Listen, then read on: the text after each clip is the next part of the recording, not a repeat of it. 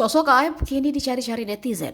Usai Peggy Setiawan bebas dari penjara karena dinyatakan tak terlibat kasus pembunuhan Vina dan Egi. Dan Aep lah orang yang menunjuk Peggy berada di lokasi kejadian 2016 lalu.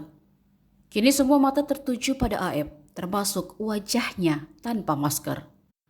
Setiap tampil di media atau TV, Aep selalu memakai masker. Wajah asli Aep beredar di channel YouTube Menguak Fakta 1. Video itu memperlihatkan diduga potret Aep tanpa masker, disertai sejumlah keterangan terkait sosoknya. Aep diketahui memiliki nama panggilan Aep alias Abi. Yang menghebohkan, Aep diduga anggota geng motor, sebab dalam video itu tampak sejumlah fotonya tengah mengenakan jaket bertuliskan XTC.